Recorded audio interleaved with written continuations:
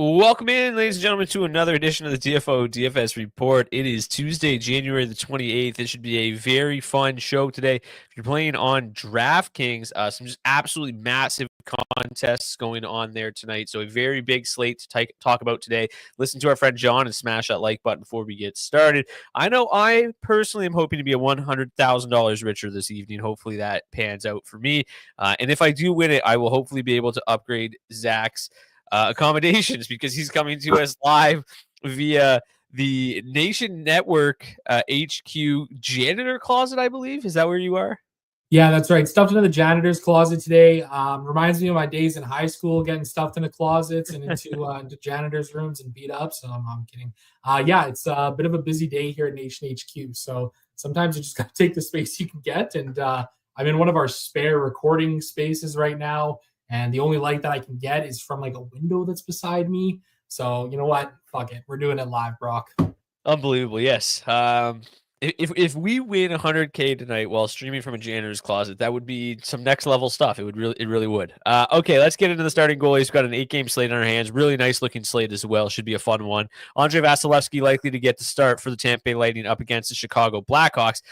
Last week, these two teams met in Chicago, and we talked about I mentioned that I thought it was most likely going to be Jonas Johansson that night. It ended up being the case, but you mentioned when we were talking about Vasilevsky, he's never lost in the regular season, at least, to the Chicago Blackhawks, 13-0. So he's likely to face them this evening, try to go into 14-0 in his regular season career. Arvid Soderblom played very well in that meeting a week ago. He will get the start again for the Blackhawks tonight. It'll be Igor Shesterkin versus Frederik Andersen. It'll be Sam Montembeault versus Connor Hellebuck.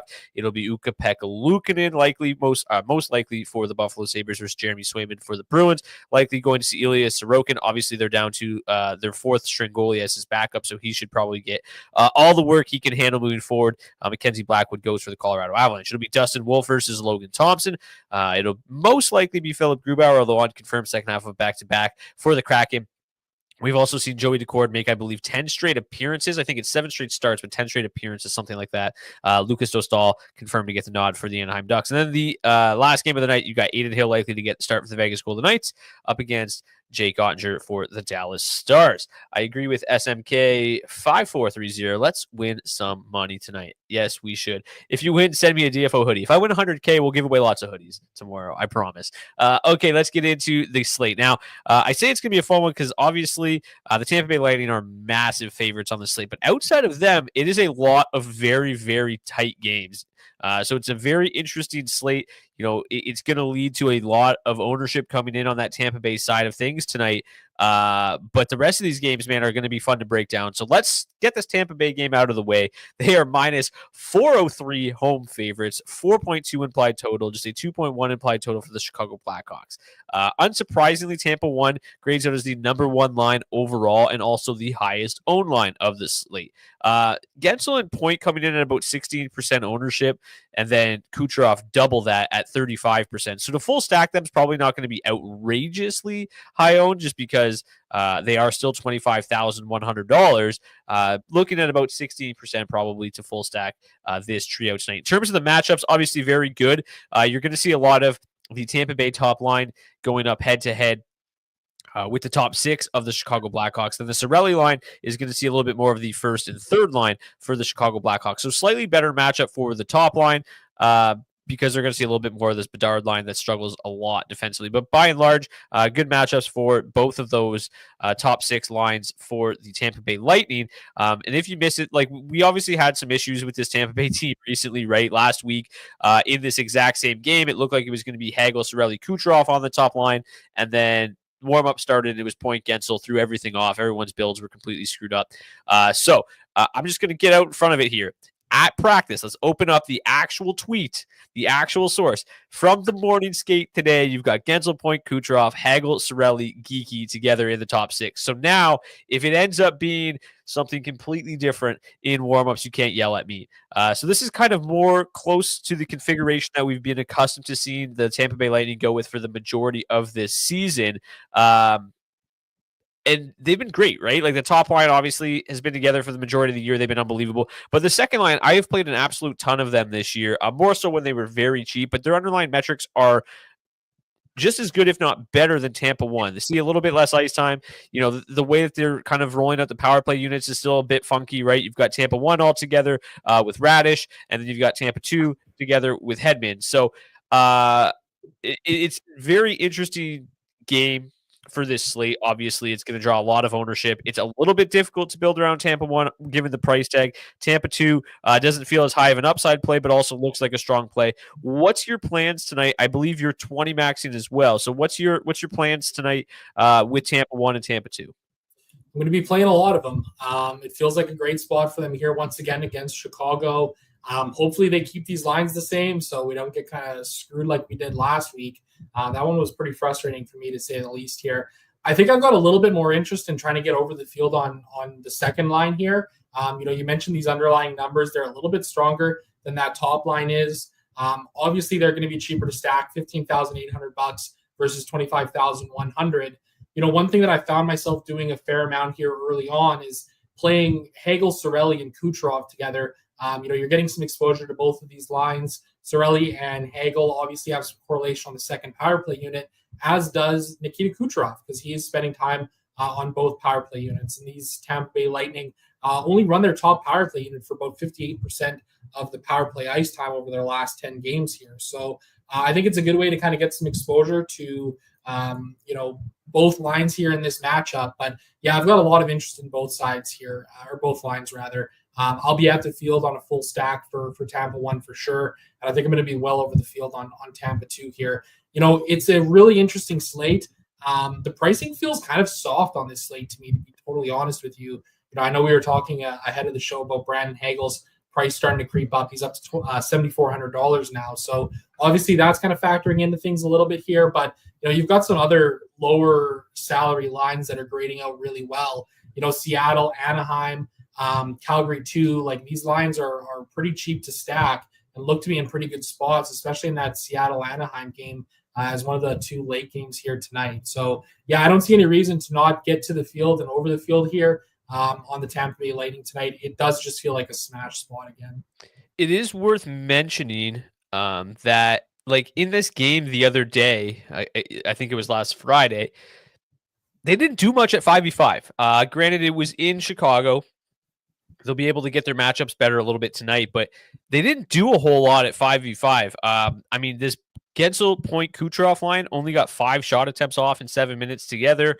They were basically dominated, which is pretty surprising to say the least. We didn't see any Hagel, Cirelli, Geeky together, but even Hagel, Cirelli, Kucherov didn't do much in limited ice time. Hagel, Cirelli, Asimont didn't do much together in limited ice time. They had to score 3 of their 4 goals on the power play. The last goal to tie the game came with like 40 seconds left, and Kucherov finished them off in overtime.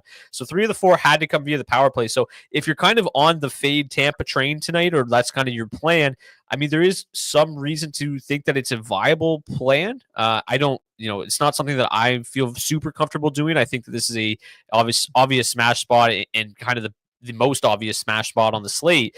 But if you are fading, like, they didn't generate a ton at 5v5 the other day. And if the Blackhawks can stay out of the box and Soderblom has another good game, they could at least limit the Tampa Bay top line. And if you limit them a little bit at 25,100, it's going to be very difficult. They have to basically smash to pay off that salary. So if you're on that fade train, I guess there's hope, but it does feel relatively grim. But to me, there are a lot of other really good spots to get to on this slate as well. So it's going to be interesting to see how we all navigate this one tonight, because this game stands out like kind of a sore thumb.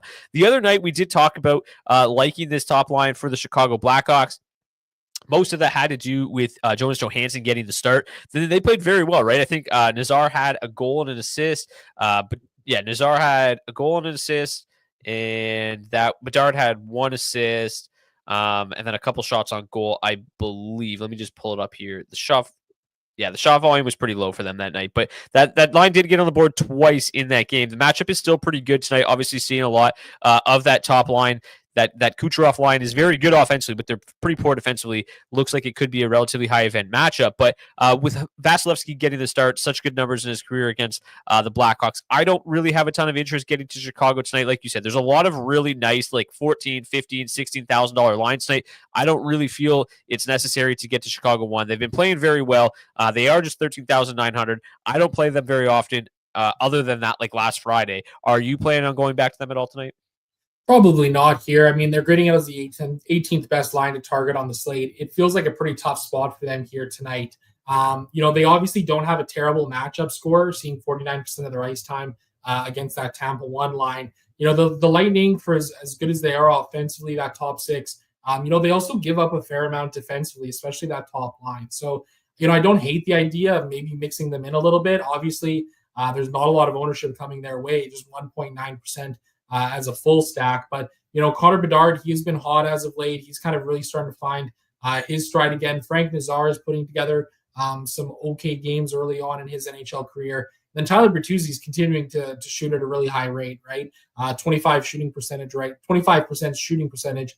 It's not at the 50% that it was a couple of weeks ago, starting to come down a little bit here. So, I think you can mix them in maybe a little bit. 5% is probably okay in the 20 max. I might get there at 5%, but nothing over the field, nothing over that for me. Yeah, it's worth mentioning, like, they did score a goal at 5v5, but for the most part, they generated absolutely nothing in that last game. They actually gave up 23 shot attempts against at 5v5, only generated 7 shot attempts in 13 minutes. So didn't really generate a whole lot. The scoreboard or the score sheet looks a little bit better than what kind of the actual results were for them. So yeah, I'm certainly not all that comfortable getting to them tonight. Just really want to answer this question really quickly. Is it better to go off offensive score or matchup score if I'm targeting goals made for players? Both. If you have a line that has a high offensive score and a good matchup, that's the best way. If you're playing player props, trying to find guys with good matchups, use both. Lines with high matchup scores and high offensive scores are very likely to generate chances tonight. So, yes, use both. Tampa has the number 3 power play advantage of the night. If you take a look here, it's kind of hilarious on tonight's slate. A lot of good penalty kills on tonight's slate, not a lot of good power plays. But some of the best power plays in the last 10 games are on this slate. The Tampa Bay Lightning are one of those. The third best power play advantage of the night. The Blackhawks come in 12th out of 16. Let's get to game number 2. We've got the New York Rangers and the Carolina Hurricanes. The Hurricanes, obviously, Zach, we haven't had a chance really yet to talk about the Mikko Rantanen acquisition. Major splash last weekend, or I guess that was Friday as well. And, looked pretty good in his first game. I believe he had 5 shots on goal in his first game with the Hurricanes. They are minus 126 road favorites in New York tonight. The Rangers obviously playing a little bit better as of late. A lot better as of late, to be honest with you. The matchups, though, for the Rangers tonight, obviously pretty bleak. The Hurricanes very, very good defensively. And then basically about average defense or matchup scores on the other side for the Hurricanes tonight.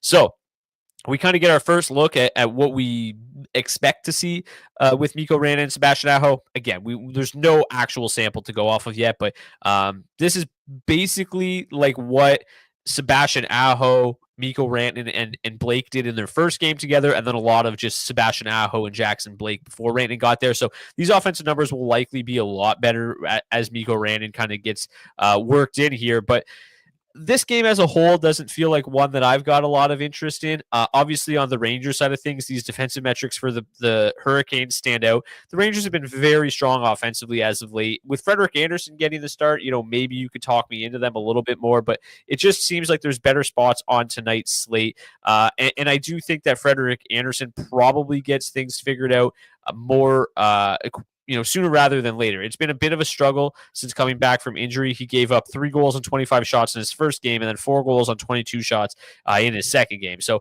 it's been a bit of a struggle bus for Andersen, but I don't think I'm willing to go to the Rangers too much tonight, just given how difficult this matchup is. This does feel like a 3-2 hockey game where maybe neither team really pops off. If we take a look at the big board, though, Carolina 1 does grade out 13th best. Mikko Rantanen at $8,500, Sebastian Aho $7,000, and Jackson Blake at $3,500.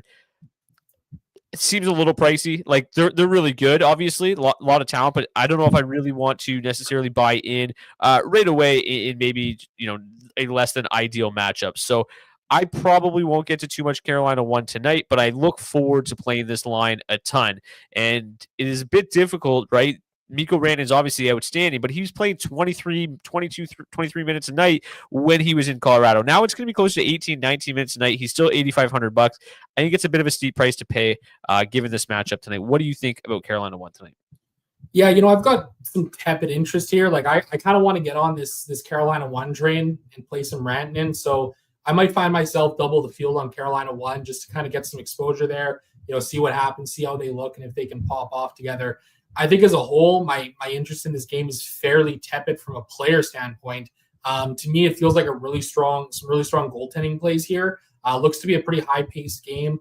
I think what is the pace score here again? 100.3. That's going to be, second highest on the entire slate here. The matchups are obviously quite bleak for the Rangers. I'll probably have 5% New York 1, a little bit of Carolina 1, 5-10%. Probably a little bit of Carolina 3 for some salary relief in some spots as well. And just hope that, we can capitalize on this pace score. But like I said, I think most of my interest in this game is really coming through Shesterkin and Anderson between the pipes. Igor Shesterkin is only $7,400 tonight. That's a pretty nice number right there. 11 games played against the Hurricanes in his career. 5 wins, 1 shutout, 2.69 goals against average, and a .911 save percentage. Worth noting in the last 9 games between these two teams in the regular season, over the last 3 regular seasons, the average goals for each team is 2.5. So these have been pretty low scoring games here as of late. So I'm not really expecting fireworks or anything like that. Even looking at the last 5 games here, 3-1 Carolina, 4-3 Carolina, 1-0 Carolina, 6-1 Carolina, 2-1 New York. So not really expecting a whole lot of offense from this game. That's why I'm going to keep the ownership low in terms of the players and probably be over the field on both tenders tonight. Yeah, Igor Shesterkin is projected to be the highest owned goalie on the slate, and for good reason, right? A lot of the reasons you just mentioned. Expected to face the most shot volume tonight, $7,400 for one of the best goalies in the world. I think he makes a lot of sense tonight at that price tag. Even if he loses, could definitely still get to the save bonus tonight as well. I like Shesterkin quite a bit. I don't mind maybe throwing in a flyer on Carolina 3, right? If you're paying up for some of these really expensive lines that we like tonight, Tampa 1, Winnipeg 1, Colorado 1. Carolina 3, I think, makes some sense. They've been red hot. They're seeing absolutely no ownership. Seth Jarvis is on an absolute tear since Christmas. 17 points, 9 goals, 8 assists in his last 15 games. But overall, I agree. We're in full agreement here. There's just looks like a 3-2 hockey game, maybe at its peak. Like that's the high end, perhaps. Okay, power plays in this one, 7th best for the Rangers. They've been really good as of late, but the Hurricanes PK is super good. And then the Hurricanes power play continues to struggle.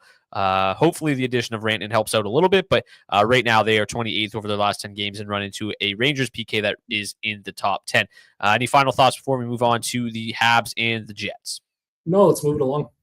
So we were talking recently, over the last month or so, that this Habs team had started to play much better hockey. I do think that the shine is starting to wear off a touch, at least defensively. This is the wrong table. Let's bring in the right table. There we go. Over their last 10 games, 3.47 expected goals against per 60 at 5v5. So a lot of that shine has worn off defensively. They are struggling mightily in that area again. And this power play for the Jets is just ridiculous. So this looks like a really nice spot to target the Jets. I was specifically interested in them at the start of the day when I saw those numbers, and I was like, man, I want to be in on this Jets team tonight. Hopefully their ownership stays low because the Habs have been playing better, because obviously the Lightning are here.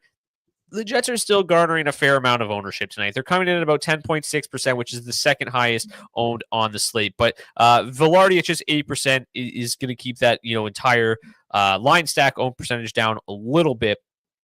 I really like this spot for Winnipeg one tonight. They are very interesting to me. The top line, obviously going to see a lot of that Nick Suzuki line. That Suzuki line, another line that was starting to figure it out a little bit defensively, then the numbers have started to take a turn for them as well. These numbers are atrocious defensively. We know how good Winnipeg is offensively. They usually only score like 1, maybe 2 at 5v5. Then they go ham on the power play as well. I mean, this line just does it in all facets of the game. They've been super, super good offensively. They also have the number 1 power play score of the night. Credit to the Habs. Their penalty kill has been fairly solid as of late, still 12th best in the league over the last 10, but they run into an absolute buzzsaw of a power power play, as I just showed on the other table. And the Habs are one of the most undisciplined teams in the entire NHL at 3.5 times shorthanded per game. So really lining up nicely for the Jets tonight. Sam Montembeault obviously getting the start as well. He's been better his last couple starts. In the last month or so, though, he's been a probably below average goalie, and Jakub Dobiš has been nothing short of sensational coming up from the AHL. So I feel a little bit better about the Jets with Montembeault getting the nod as well. I think this sets up very nicely. I basically say it every time the Jets play. I don't really have a whole lot of interest in the rest of this lineup.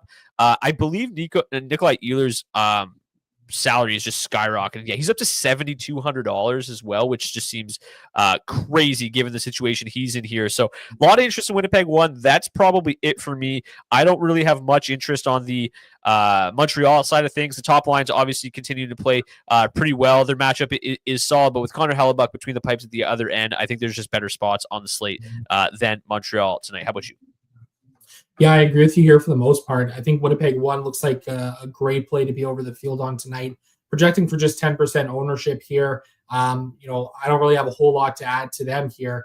The one interesting thing about Montembeault, 5 games played against the Jets in his career, 1 win, 356 save percent, or 356 goals against average, and an 883 save percentage. So he's really struggled going up against the Jets in his career. I think I've got a little bit of interest in getting to some Winnipeg 2 here tonight. In a pretty low-owned spot. They obviously have a great matchup score here as well. Their line stats haven't been the strongest, but Cole Perfetti had a hat trick a couple of nights ago against the Utah Hockey Club. Nick Ehlers is still correlating well on that top power play unit. So, I don't hate the idea of trying to do like a little mini stack of like Ehlers, Perfetti, and Morrissey, for example, to try and get a little exposure to that top power play unit, a little exposure to Winnipeg 2 here tonight as well. But certainly nothing to go crazy about. I think I probably got a little bit more interested in Montreal than you do. That top line is just continuing to shoot the lights out here. 4.7 goals per hour as of late. Those are really solid numbers. I actually think I'm going to get into a little bit of Patrick Laine one-offs here tonight at $6,700. You want to talk about revenge game narrative. 4 games played against the Jets in his career since being traded. 3 goals and 4 points, averaging 13.6 DraftKings points per game. So maybe a little revenge narrative there for Patrick Laine tonight, but pretty tepid interest, to be honest with you, in Montreal one as a whole. It does feel like a good spot here for Connor Hellebuck. I'm projecting to see some solid volume here tonight, even though this game doesn't necessarily have the highest pace score, second lowest of the night, mind you, but seems like an okay enough spot to get some Hellebuck here tonight as well. Yeah, Laine's played pretty well as last 8 games, 8 points, 4 goals, 4 assists. He's averaged 11.5 DraftKings points per game. Cole Caulfield and Nick Suzuki both north of 12 DraftKings points per game over their last 10 games as well. Definitely playing well. Just think it's a bit of a tough matchup, and one I'll probably get to a little bit of them in the 20 max, but nothing too crazy. And yeah, I don't mind getting, we talked about Cole Perfetti the other night. We liked Cole Perfetti. We played Cole Perfetti, and then he scored a hat trick, and we loved that. But for the most part, he's been relatively quiet. He's been solid. His price tag doesn't need a lot, right? He's got up to $4,800. I think I felt better about him when he was hovering, in the low 3,000s. I feel like DraftKings combed through their price tags pretty heavily for this big slate. So, with Ehlers coming up, with Perfetti coming up, I'm probably not as interested as you are, but I don't hate them either. The Jets or the Canadians have the 3rd worst power play advantage of the night, 25th ranked PP going up against the 3rd ranked penalty kill over their last 10 games. The Jets also extremely disciplined. Let's get to Buffalo and Boston. Basically a toss-up coin flip game here. The Bruins are small road favorites. In terms of the matchups for this one, pretty solid on both sides. The top 9s for both sides, above average matchups here, pretty average pace. It looks like a pretty average game overall, but I do think there's both teams' top lines in this game are very interesting. I think that they both have been playing very well. Yuri Kulich, I talk about him seemingly a couple times a week every time the Sabres play. A player that I really like and I think is going to be a really good player in this league. He's stepped up really nicely on this top line with JJ Peterka and with Tage Thompson. Their underlying metrics have been superb. They've been super, super good. I think that they can continue to just absolutely roll in this game against the Bruins. Again, their matchup They're going to see basically a heavy dose of the bottom 9, going to avoid that Pastrnak line a little bit. And that's pretty good, right? This middle 6 is not all that great defensively for the Bruins. I do think that Buffalo 1 is a bit of a solid play tonight. They grade out 9th overall. They're under 5% owned. Yuri Kulich, again, we talk about the pricing is definitely a little stiffer today. He comes up from about $2,900 to $4,100. Paterka comes up from the mid 4K range to $5,300. Tage Thompson's still in that mid 7 range, but 16,900. I think they're intriguing. They've been playing very, very well as of late. Speaking of playing very well as of late, the Boston Bruins top line has been sensational. David Pastrnak, basically, I believe he's leading the NHL in points since the Christmas break. Morgan Geekie is just on an absolute tear right now on that top line. But again, Geekie, his price tag's coming up pretty considerably. I think $1,100 price increase for him. He's now $5K. Zach is just under $5K. They're a lot more expensive than they were to play about a week ago. So this is a very sneaky game to me, and both these top lines grade out in our top 10. They both have pretty good matchup scores. They both have very good offensive scores as well. I think that there's a lot to like about these two lines, both coming in at about Boston 1 at 10%, Buffalo 1 at 5%. If you had to pick one, which do you prefer? Because I think at the ownership, I prefer Buffalo 1. I think that the ownership, the price tag, they're a great play tonight, in my opinion. Yeah, I don't mind the play whatsoever. If you're, gun to the head, flip a coin here, I'm probably going to go with the Boston side of things here. The guys on Boston 1 just have had a little bit more success against the Buffalo Sabres in their career than vice versa.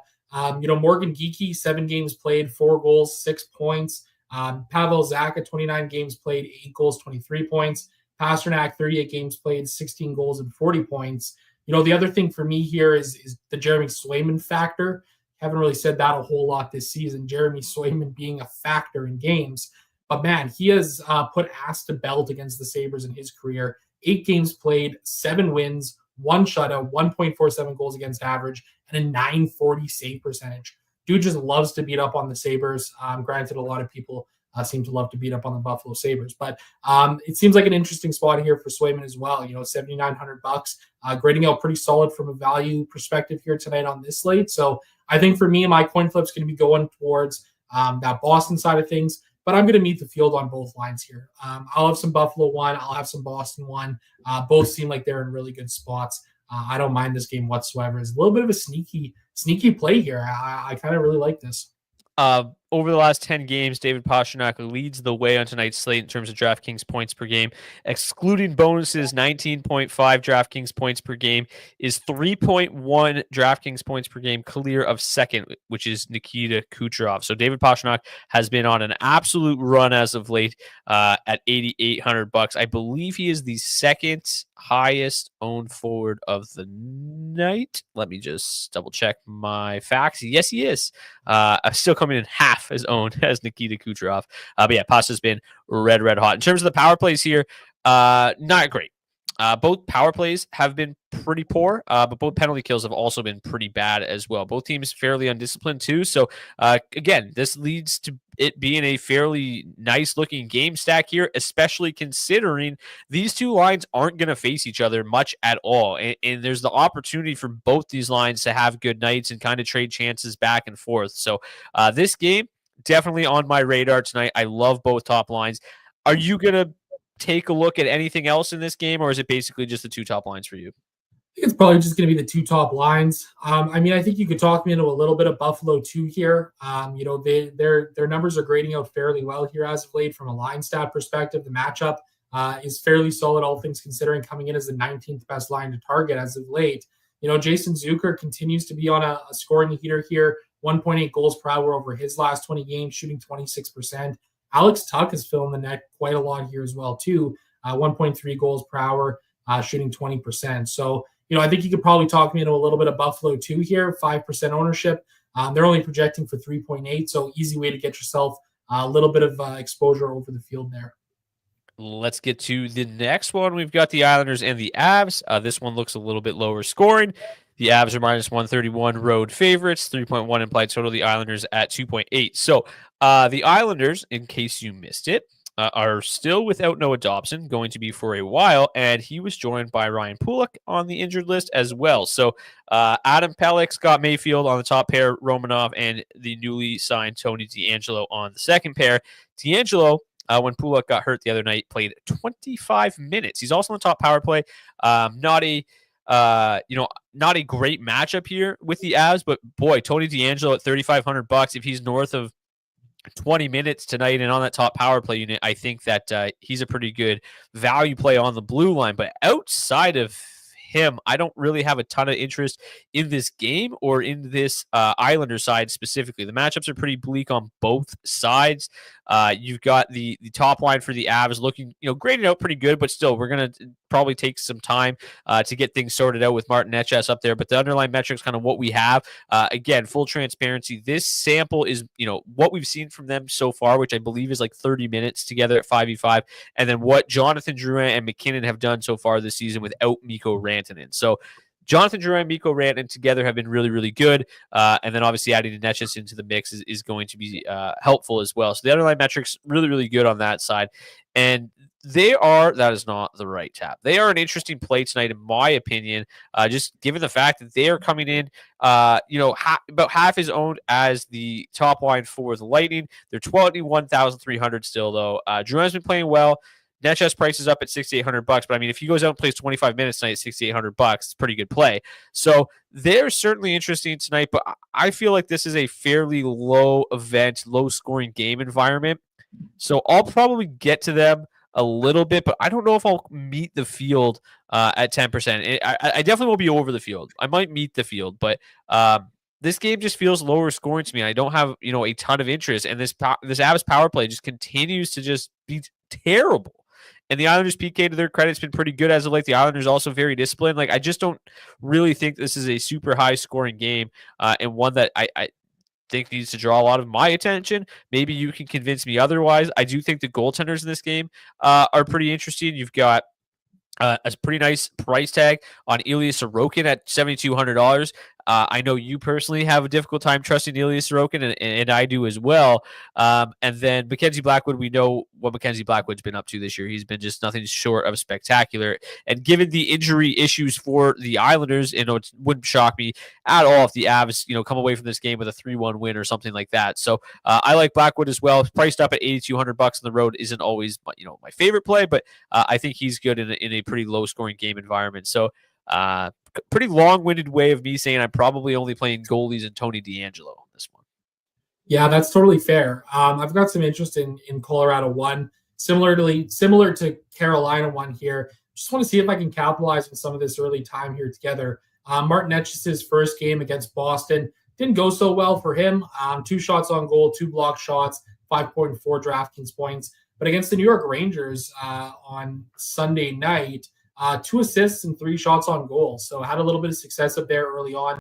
Obviously, he's going to be seeing a pretty significant jump in his time on ice here, going from the Carolina Hurricanes second line to the Colorado Avalanche's top line. So, I worry about fatigue being an issue for Necas. Obviously, these guys are incredible athletes, but that's a pretty huge shift to go through quite drastically like that. So I'm curious. I'm intrigued. I don't know if I'm going to get there a ton tonight, but 10% on Colorado 1, I don't mind that whatsoever.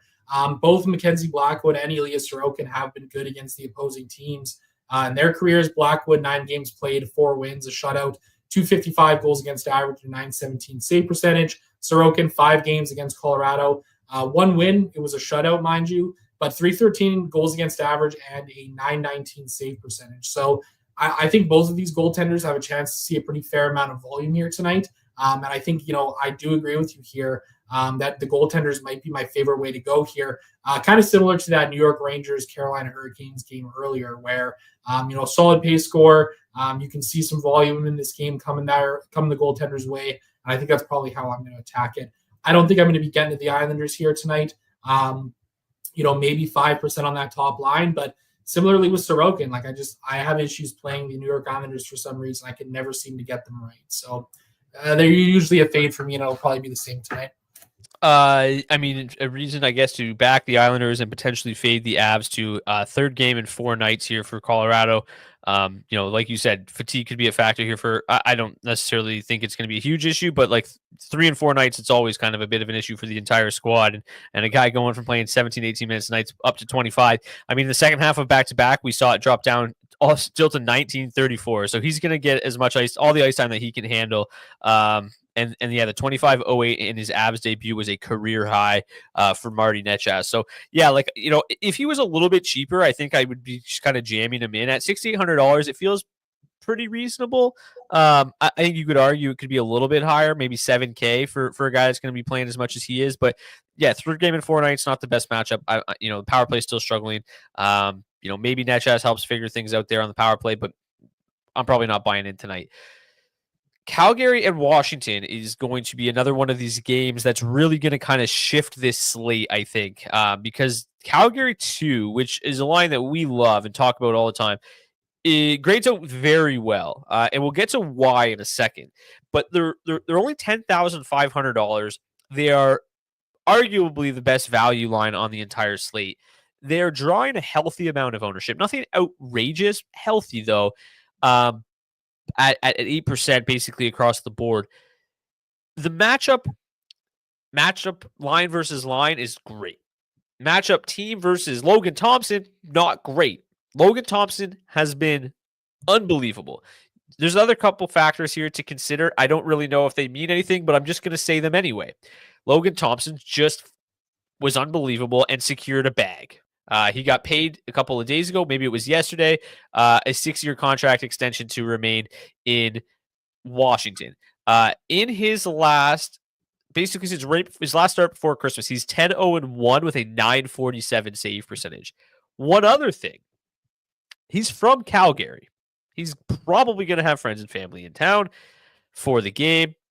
Probably going to want to show out for them. Is it just another unbelievable Logan Thompson performance? Like, we talk about it in the Discord sometimes. I recall on his last start, I believe it was, somebody's like, why don't I just play Logan Thompson every single time? He never gives up goals. He never loses. Sometimes once you secure the bag, you maybe take your foot off the gas a little bit, but I don't think that that'll be the case at all here for him. He's still got a points approved to Team Canada. He also is in his hometown. I mean, I like Calgary 2 tonight because they're going to be going up head-to-head. As we know, they match up with the other team's top lines, which is the Alex Ovechkin line. And boy, oh boy, we've talked about this line recently. Their defensive metrics are insane. They are so bad. The fact that they've only given up 0.7 goals against per 60 is insane because these are ridiculously bad. And then obviously you've got pretty good offensive metrics from Calgary 1. Like, this is just Logan Thompson, right? Like, that's all this is. They're getting crushed. So I want to have interest in Calgary 2 tonight. I think the matchup is great, but like, I don't know if they're going to end up being a great play overall. A $100,000 winning, stack tonight.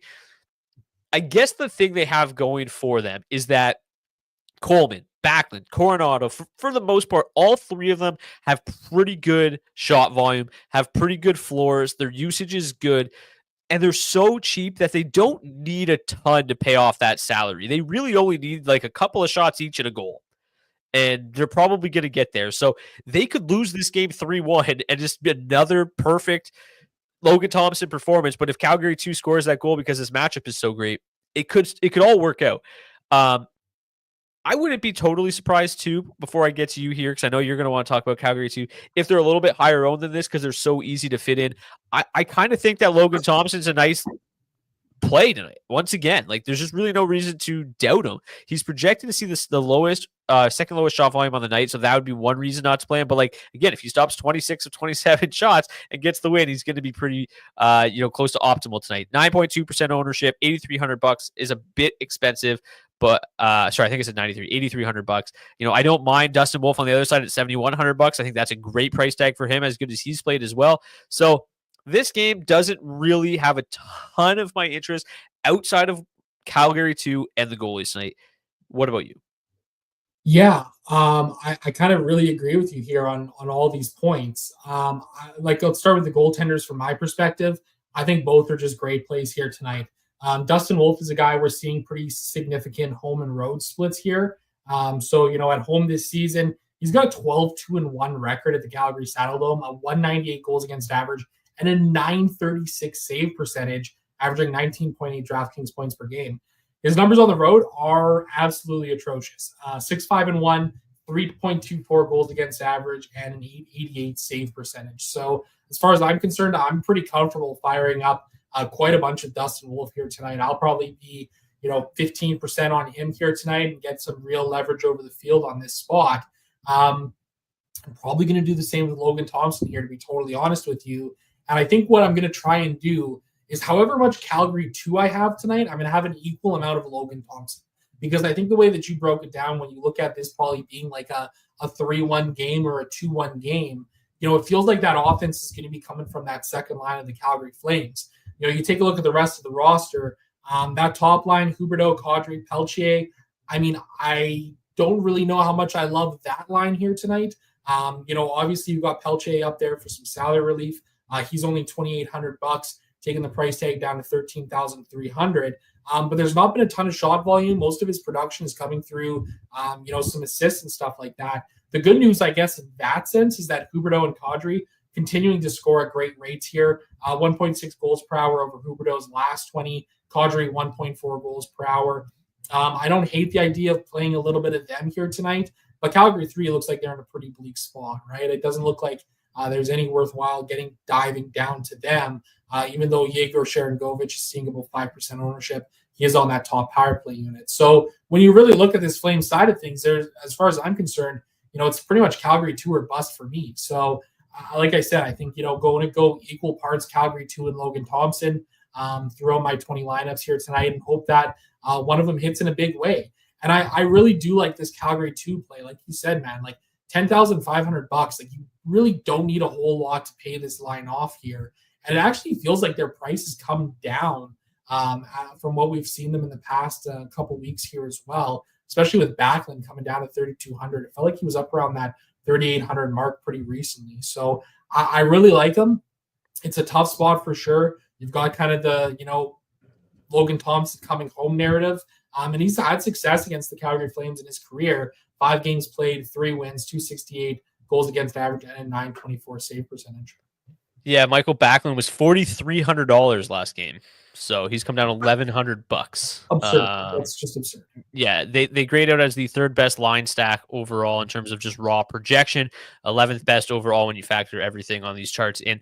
I mean, when you take a look at the forward projections, it's pretty easy to see why, right? You sort by value here. You got Blake Coleman as the 5th best value forward. You got Coronado and Backlund both inside the top 15. I mean, they feel like a great play. It just, I don't know if Logan Thompson stops every single shot line, it doesn't matter that they're a great play. But yeah, like it's hard not to click on them tonight, but there's always that kind of lingering Logan Thompson fear in the back of your mind. I don't know if I talked about the power play. No, I did not. Both power plays kind of stinky as of late.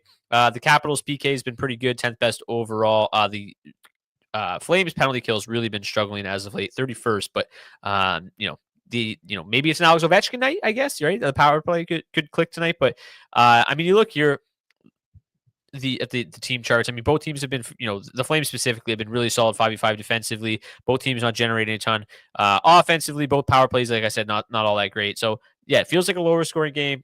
If we do play Calgary 2 today, hopefully most of the goals come from that one line from the Flames. Let's get to Seattle and Anaheim. Now, I just mentioned that last game could shift the entire night. This is the one that like everything comes down to, right? The 10 o'clock start, you could be fading this game and sitting in a good spot, and then this game just ruins your night, which is hilarious because it's Seattle and Anaheim. Or you could be sitting there outside of the cash line, have a lot of Seattle and Anaheim, and really make a late push. So let's get into this one because it's super, super interesting. The matchup scores on both sides are really, really good. Both these teams not very good defensively. Let's take a look at the team stats here from them both recently. Both disastrously bad defensively. More Anaheim than Seattle. But you also now factor in that Seattle's on a back-to-back. You also factor in that Philip Grubauer likely to get the start for them on the second half of back-to-back, and things are looking pretty bleak on both sides. That being said, sure, they're both bad defensively, but both pretty bad offensively, and both power plays suck. So, like, it's super it's a super interesting game because it is one of those games where it's like it could very easily be a 2-1 hockey game, and it could just as easily be a 6-5 hockey game. There's enough firepower on both of these teams to run up the score tonight. But like this is exactly how we looked at and felt about the Pittsburgh Penguins and San Jose Sharks game yesterday.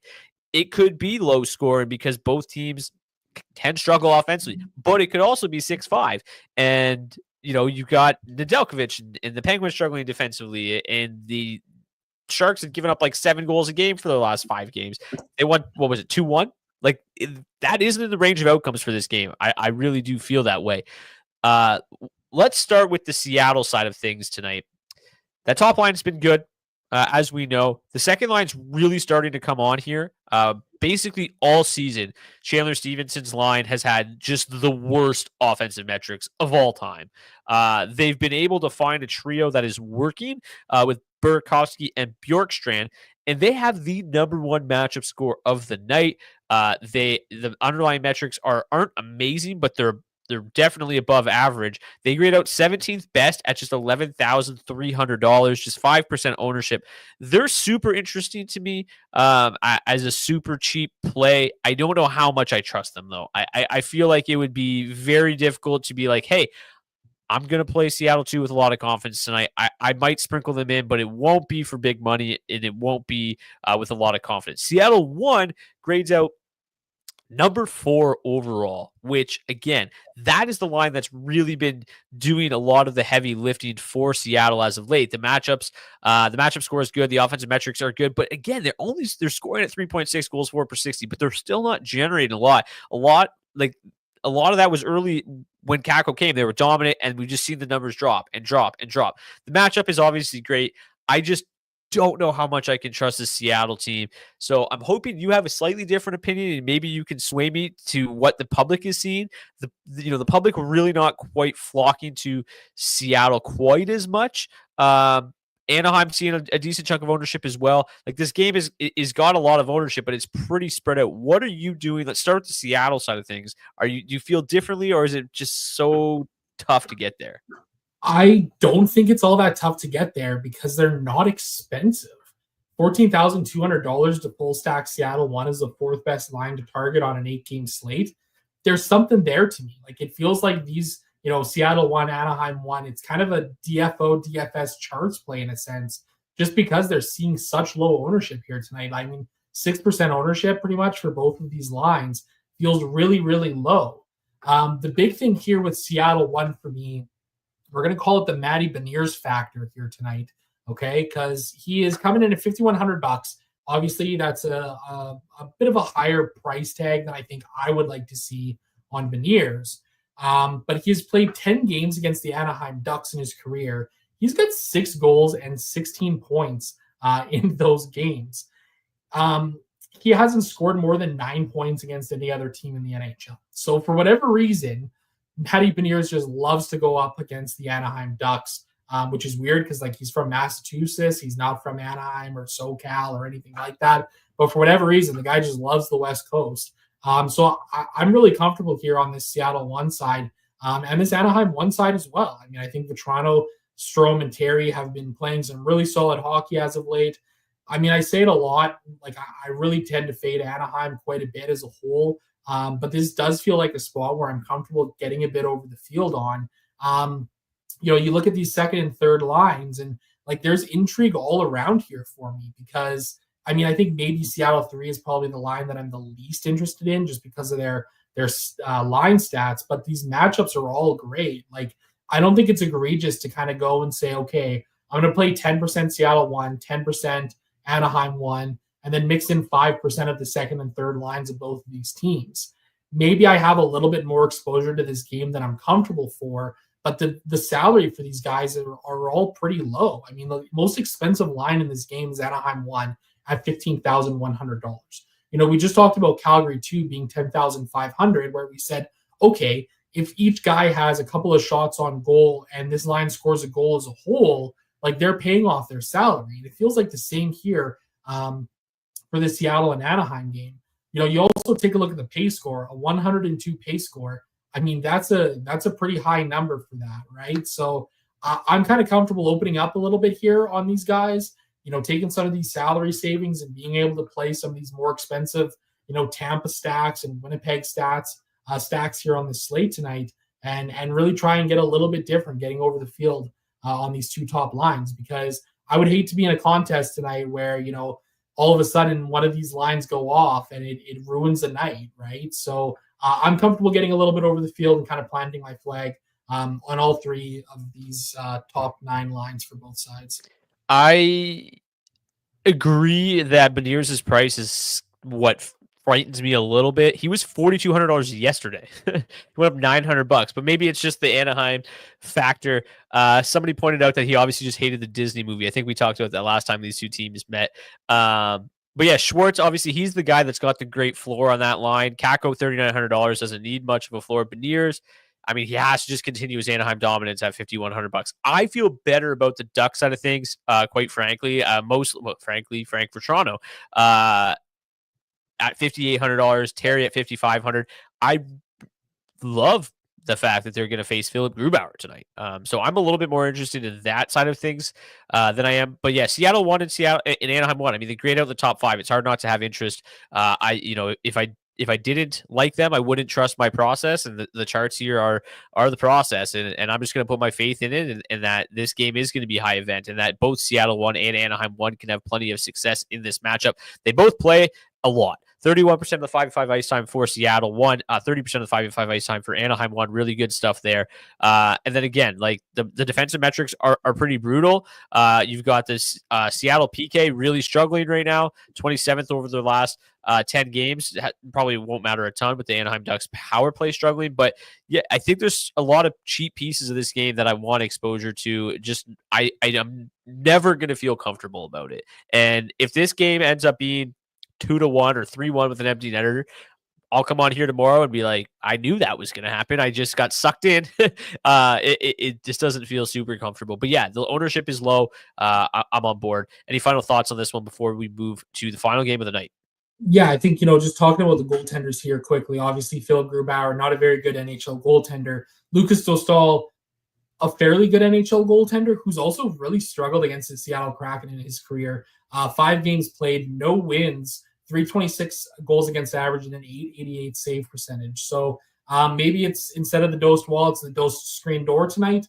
Kind of remains to be seen what's going to happen there, but not a lot of ownership coming in on either of these goaltenders either for that reason. Yeah, you've got some decent defensive options as well. Vince Dunn, Jackson Lacombe, Brandon Montour to a lesser extent. And then just to point out a couple guys that have been, playing pretty well that we didn't talk about on the Anaheim side of things. Trevor Zegrason's coming back from injury, a goal and 2 assists, 10 shots on goal. The shot volume has been really encouraging from Zegras.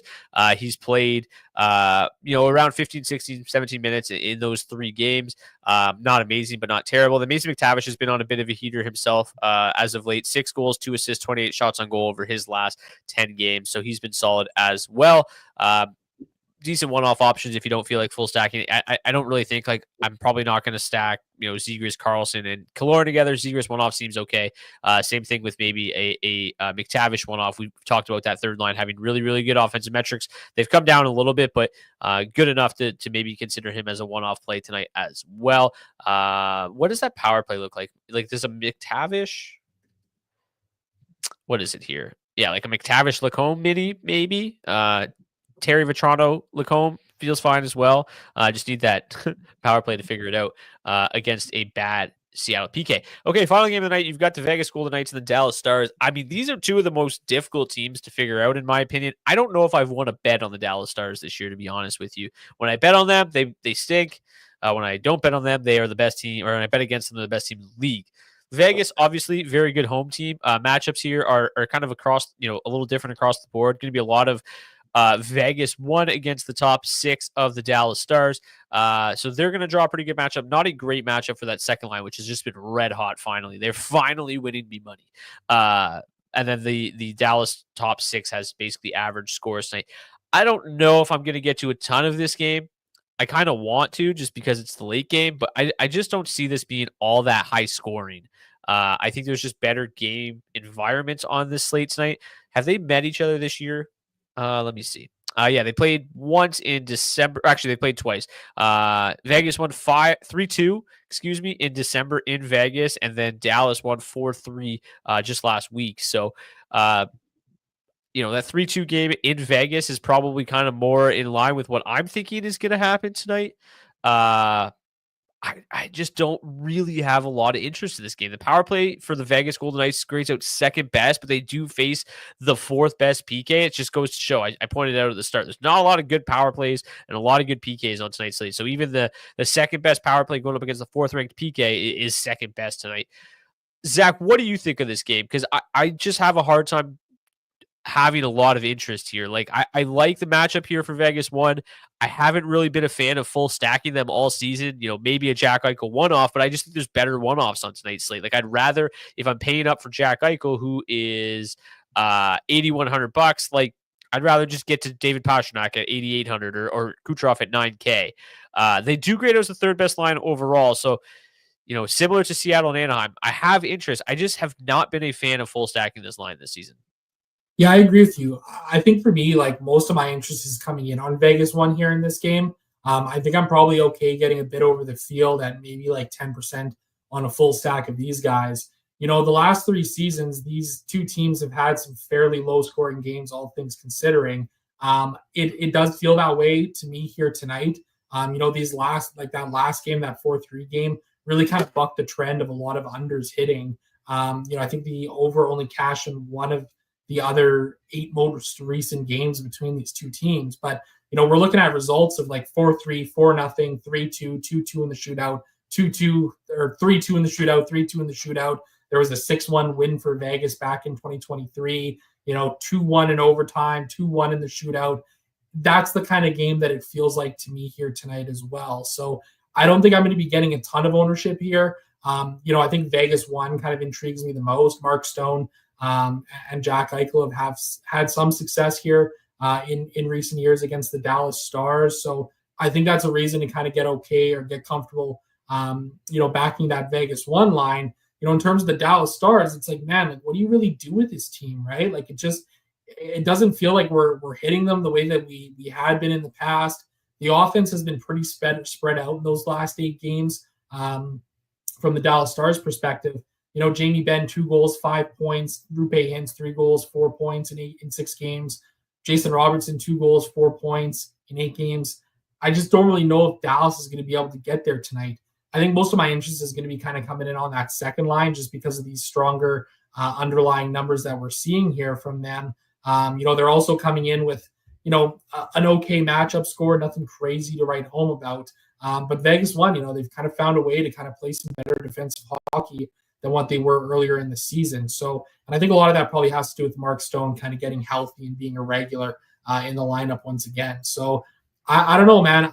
I think it's going to be probably Vegas 1, a little bit of Dallas 2, and that's probably going to be it for this game for me. I want to play Vegas 2 so badly because I've just been riding that train for weeks now. They've been so unbelievable.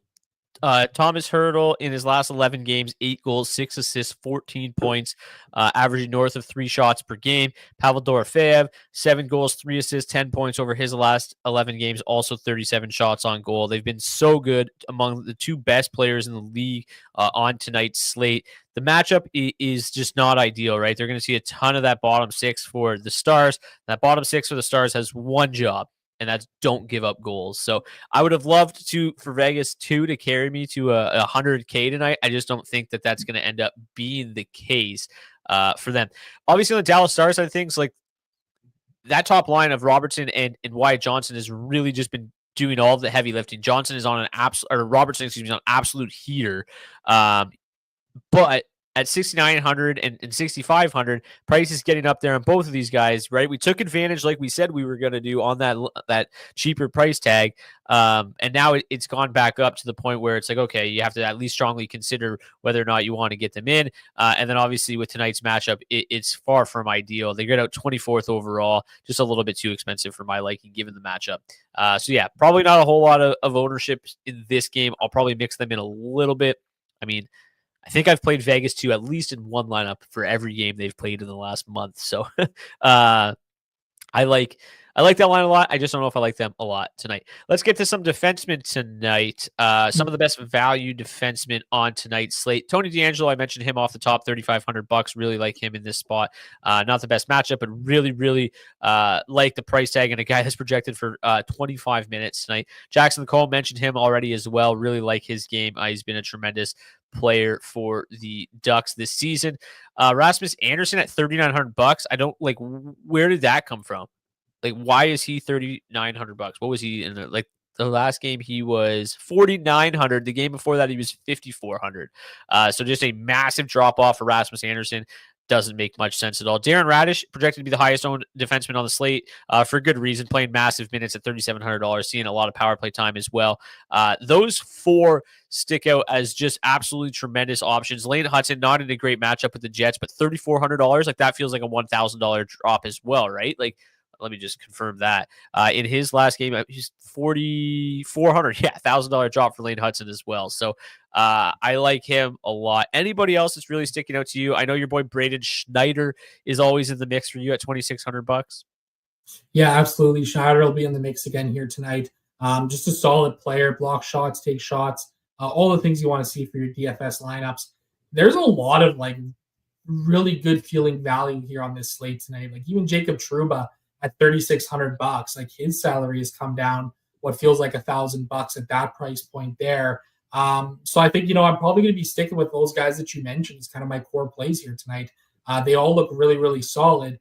David Savard looks like he's in a spot to block a shitload of shots at $3,100. He looks pretty solid. Hayden Fleury's been blocking a lot of pills with a little bit more ice time over his last 20 games. Don't mind him there either. Radko Gudas, I'm obliged to mention him as many times as I can. He's at 4K.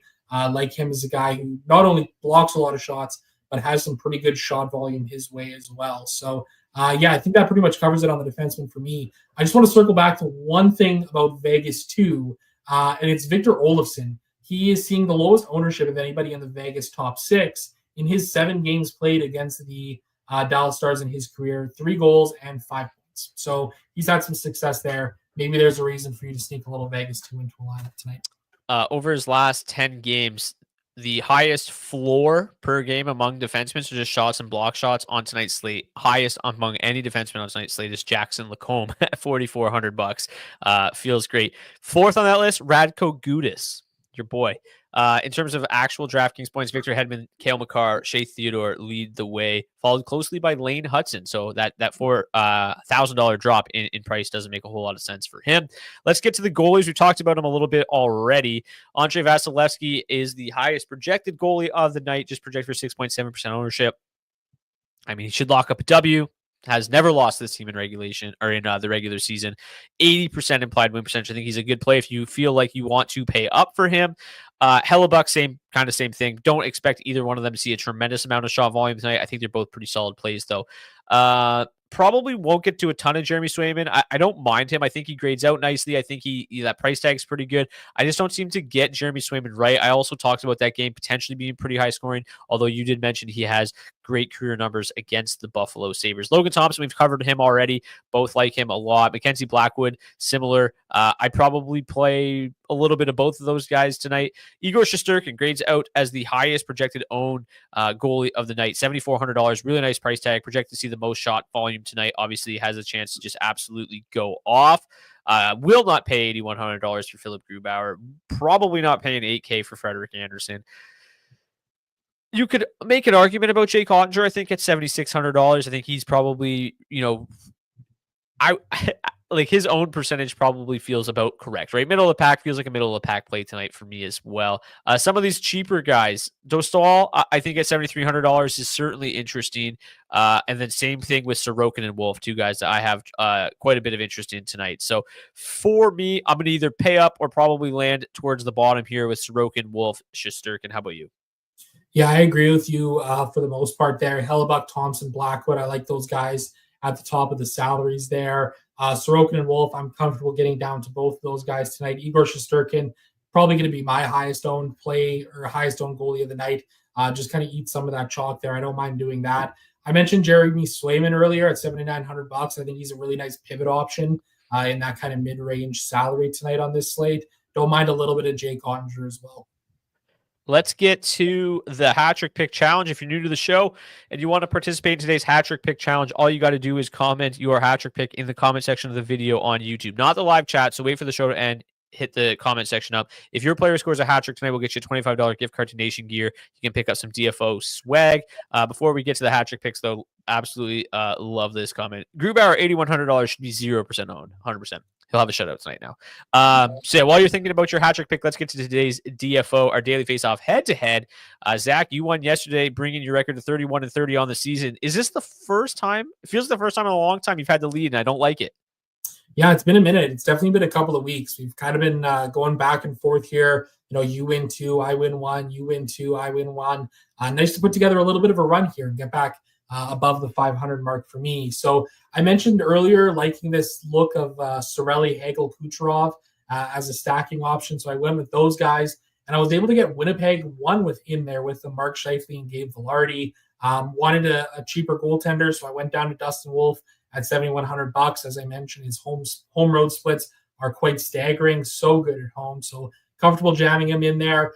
Needed a couple of cheap defensemen to kind of fill out this roster. Brain Schneider, $2,600. He fits the bill. Pavel Mintyukov, $2,600. He fits the bill. That left me $3,200 for Mikhail Backlund as skis. If you back up any further, we're not going to be able to see you at all. Descend into darkness. There he goes.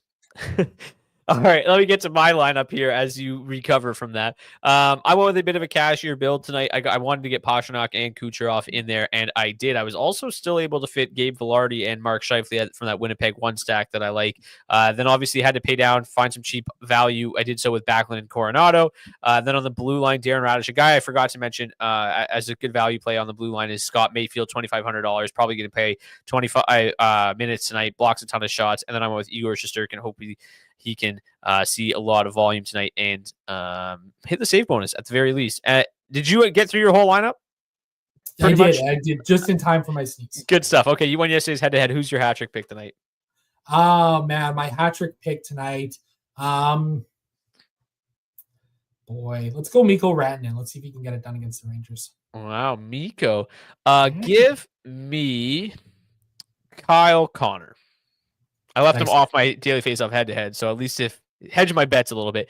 That's going to do it for this edition of the DFO DFS Report. Thank you guys so much for tuning in. If you're playing in some of those massive DK contests tonight, best of luck. Hopefully not too much luck. Hopefully you finish second to me, and hopefully we can all win a lot of money tonight. Well, nearly 1,500 live viewers right now, so if you're watching on YouTube, please smash that like button. Let's get this video to 100 likes. Still kind of waiting for that threshold. Once we get to 100, then we can up the game a little bit. Help support the show. We are able to bring you the charts, the show, all 100% free, and to support us, smashing that like button would help a lot. So thank you guys so much for that. And thank you to our friends at rotogrinders.com for providing projected ownership for today's show. It's really leveled up the show. It's a huge help for us breaking these slates down. If you want to get $20 off your first month of Rotogrinders NHL Premium, you can click the link in the description of the video on YouTube to do that. And also in the description is the link to our DFO DFS Discord. We talk DFS all day long. We also provide a lot of the late breaking news and warm-ups and all that. So if you want to join that, that is also in the description. Best of luck tonight. Hopefully we win some big money and we can all celebrate tomorrow together. Thank you guys so much for tuning in. We'll see you guys back here tomorrow. Until then, cheers. Cheers.